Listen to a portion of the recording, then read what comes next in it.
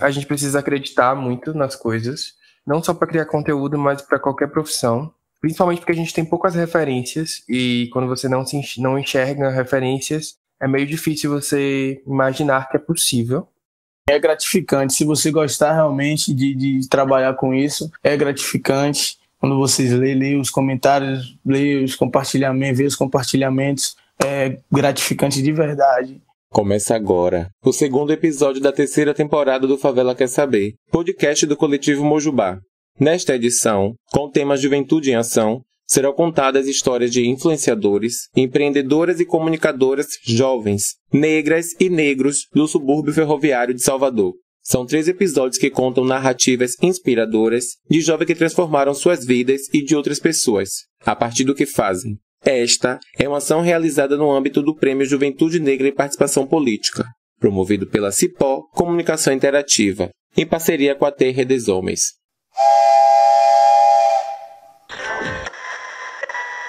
Luso Calçada saindo agora. Balcoiceiro. Ô, véi! Esqueça tudo. Olha o sonho da Rua da Glória, quentinho. Barril davado, viu, pai? Paripe, Escola de Menor, São Tomé Base. Vambora! Olha aí, Paripe, Escola de Menor, São Tomé Base. Salve, família! Esqueça tudo. E aí, qual foi? Favela Quer Saber? Eu sou João Dantas e neste episódio o papo é sobre criadores de conteúdo digitais, a profissão do momento que tem atraído um público jovem e de periferia. Temos nomes inspiradores em nosso território do subúrbio de gente que trabalha com humor, a influenciadoras que trazem dicas sobre cuidado com cabelo crespos e cacheados.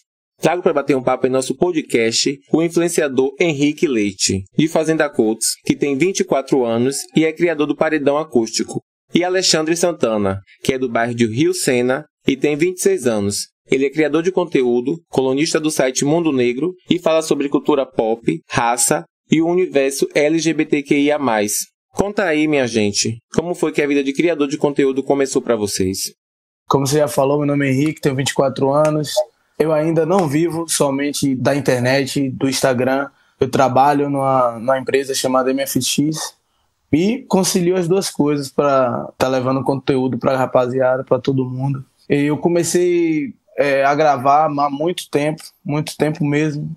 Antes de migrar para o Instagram, eu postava vídeo no Facebook, porém não era na minha página pessoal, era de um grupo que a gente tinha chamado Os Canalhas.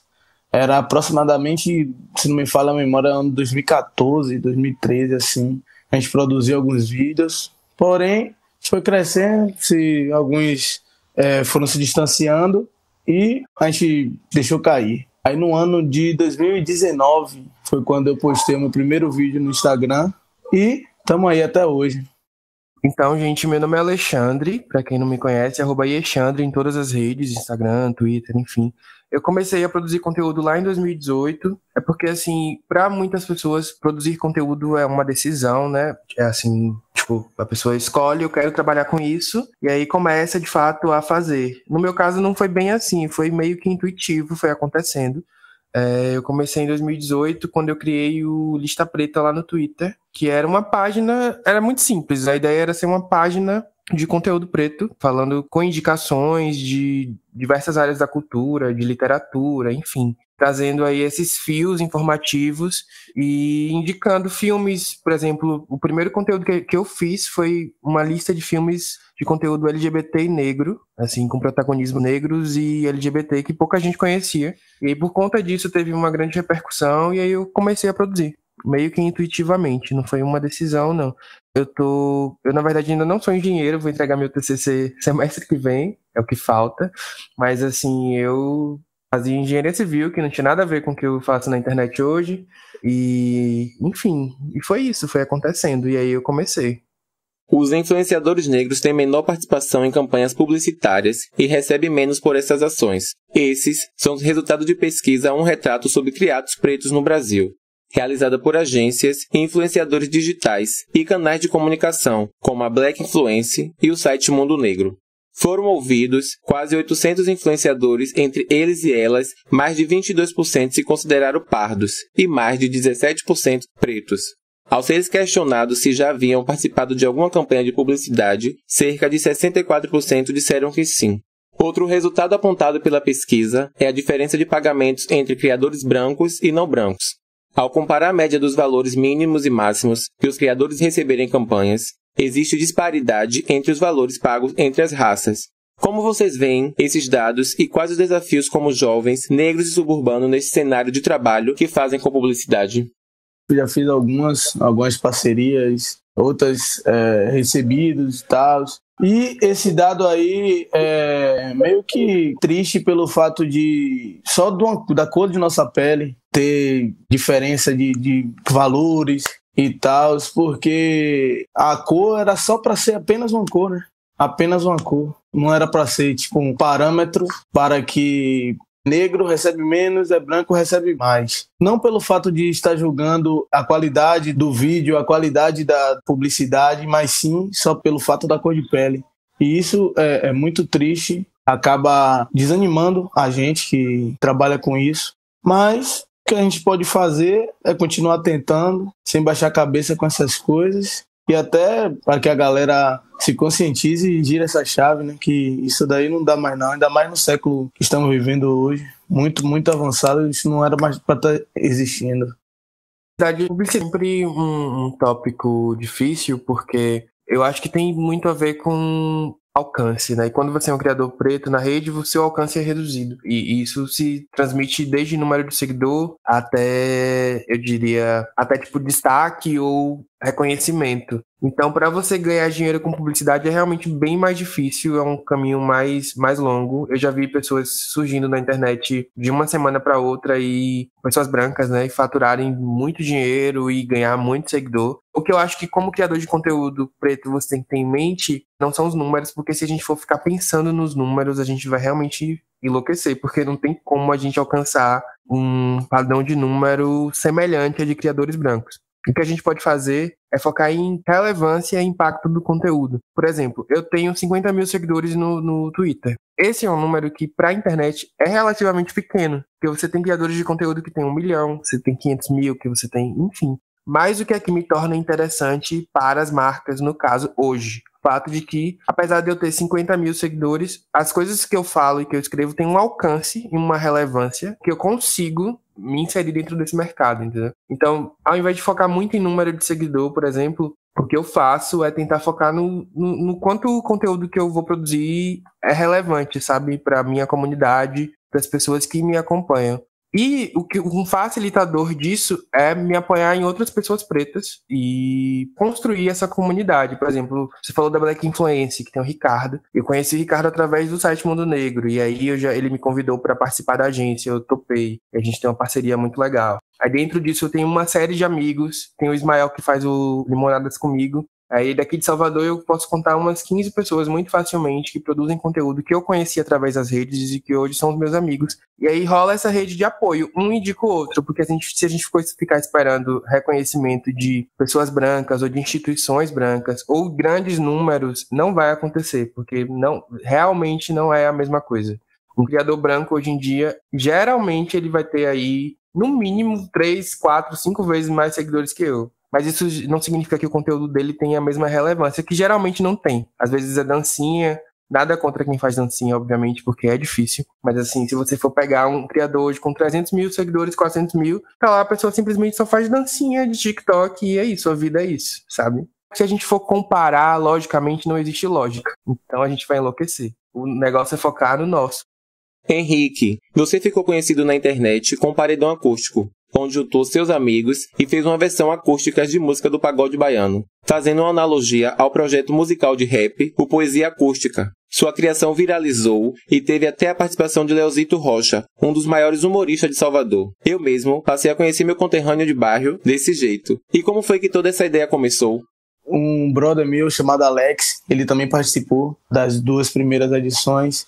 Ele comentou comigo, a gente estava descendo do Baba, aí ele comentou comigo: rapaz, você já imaginou uma poesia acústica de pagode? Depois que ele me falou isso, eu vim martelando a semana toda, escrevendo o roteiro, aí apagava tudo, escrevia de novo, pra sair do jeito que tava na minha cabeça. Porém, deu tudo errado. Na primeira vez que a gente gravou, marcou pra gravar, deu tudo errado. Muitas pessoas desistiram em cima da hora, muitas pessoas inventaram até desculpas para não comparecer, ressaltando que eu não obrigava ninguém, eu só convidei, entendeu? Aí eu conversando com o Cirilo, que é dos integrantes também, que me ajuda no braço direito, ele falou: mano, se não rolou dessa vez é porque não era pra rolar. Marca pra semana que vem, chama outra pessoa e vamos fazer. A gente nunca teve ninguém que é insubstituível, sacou? Mas marcamos. Daí aconteceu o que aconteceu. Foi tão natural. A galera pensa que foi ensaiado,